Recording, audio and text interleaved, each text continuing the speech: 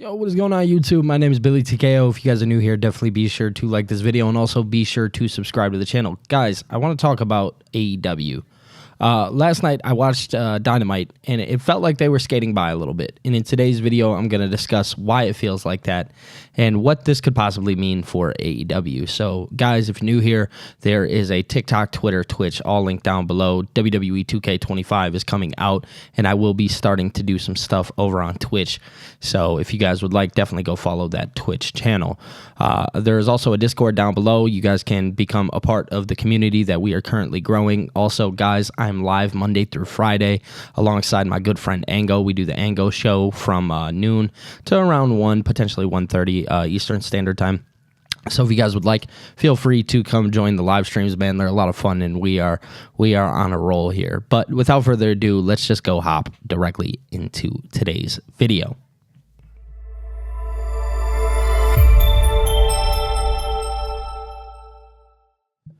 All right, guys, so let's go ahead and talk about it. Let's talk about AEW Dynamite. Last night, I watched the show, and I'll be honest, it's been quite some time since I fluently watched an AEW television product.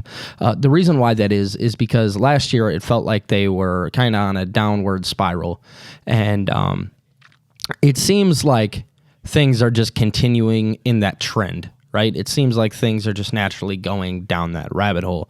And as much as I want to sit here and give AEW praise, I'm not going to sit here and say I want to dislike AEW or I want to hate AEW when that's not the case at all. Matter of fact, I was a frequent AEW watcher for a very, very long time. I defended them under a lot of circumstances where a lot of people maybe didn't. So AEW, I watched last night, and I'll be honest. Here's my thing. The show wasn't bad. It was not a bad show, but what it felt like was a underperformed good show, which that says a lot about somebody's TV product, right? So here's the thing. We kind of get the kickoff. We get Jay White, Adam Copeland versus, it's not versus anybody, but they had like a standoff against the Death Riders, and that's Jon Moxley, Claudio Castagnoli, Wheeler Yuta, Marina Shafir, et cetera, et cetera. That storyline, as much as I was a big fan of it when it started, I was actually somebody who was really behind it. I like the idea of taking Jon Moxley in a more serious light, as he is a more serious professional wrestler. The problem with it is they've done everything in their power, it feels like, to just dwindle this storyline to where, for me at least, I'm not saying this is for everybody, I'm just saying this is for me. It makes zero sense. I get Adam Copeland being the person to go face Jon Moxley for the title. The problem with it is this is supposed to be a spot for a new up-and-coming star, you know, somebody who is currently rising the ranks in AEW. Jay White would be a perfect example of somebody who should win the AEW World Championship. The problem with it is I don't know if Tony Khan has that kind of trust. It seems like Tony Khan has just gone back to the same people every time just for safety purposes. You know, he gave the belt to Swerve Strickland. That did really well. He gave the belt to Joe. That did really well. Jon Moxley has always done really well with the belt, except now, right? Now it feels like, okay, you're just protecting yourself. Jon Moxley is the protector of that belt. When things go wrong for AEW, they slap it on Jon Moxley in hopes that everything will eventually go right because, hey, that's our company guy. He's hard to go away from. So that happened last night. And I was like, oh, okay, you know, it is what it is. And I'm not going to sit here and go match for match and things like that. I'm just going to talk about the things that mattered to me. You know, we've seen Buddy Matthews and Brody King taking on, oh my goodness, I can't even sit here. Oh, Takeshita and Kyle Fletcher.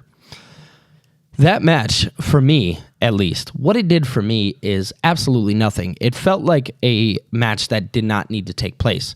The Hounds of Hell is a brand new tag team, especially now being without Malachi Black, to where they are supposed to be taken in a very serious light and they should not be losing. Now, people made the argument, oh, well, Buddy Matthews is going to face Okada at Grand Slam, and Buddy Matthews didn't take the pin, and neither did Takeshita or Fletcher, but Brody King did. Well, that even makes it less believable for me because Brody King is the biggest guy in that ring, so it's hard for me to sit up and say, like, oh, yeah, Brody King, he took that pinfall. Yeah, that should have been the guy to do it. No, the Hounds of Hell are a brand new tag team, and they're supposed to be taken serious, very serious at that.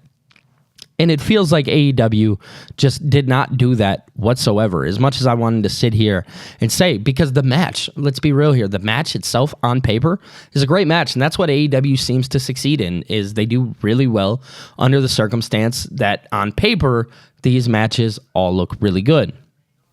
And I'm sitting there and I'm like, that just to me doesn't make any sense. Why would we put all four of these guys in a match that doesn't need to happen? But hey, who am I? I'm just this nerdy kid on YouTube, right? Well, on top of that, not only did we have that happen, we also finally got the tag team champions, and we got the return of Austin Gunn, the Guns, and Colton Gunn, excuse me. As I want to sit here and give AEW all the credit, I just can't forget about what they did to Private Party. And just completely diminished the idea of the AEW World Tag Team Championships. Bobby Lashley and Shelton Benjamin are great people to have those titles. I'm not going to sit here and lie to you. The problem is they should be on their way to a person like Austin, or people like Austin and Colton Gunn, because those are two guys that they make sense to hold those titles. We've seen them hold them before. They could do it again, hopefully get a more serious run. But, taking 2 weeks to put your AEW Tag Team Champions on TV and not give us anything last week feels like a huge, huge problem. And it feels like a huge mistake as well. We got to be honest, right? It feels like you're missing an opportunity there. But I don't only want to sit here and talk about all the bad that AEW has done. I want to talk a little bit about the good, because there are some good things that can potentially happen in AEW. One of those things is turning Adam Hangman Page back into a babyface. Because when you have Adam Hangman Page as a babyface, you're getting everything that you need out of a babyface that people want to cheer, right? Adam Hangman Page is somebody that you take serious as a babyface. You don't laugh at him as a babyface.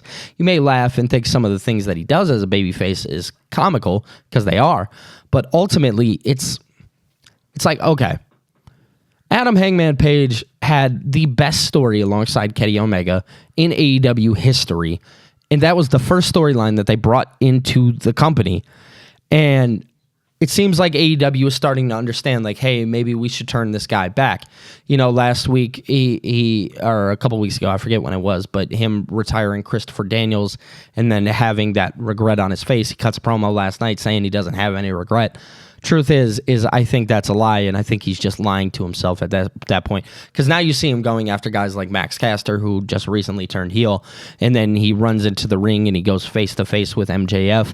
You can give me that feud. I'm cool with that. I like that. I'm a fan of that. Also, another thing that took place was Ricochet and Swerve Strickland, and it seems like Ricochet is getting it over in AEW. At first, we all laughed at the gimmick, right? We all thought it was funny, and it is. But when you look at his in-ring performance, like, he's doing well.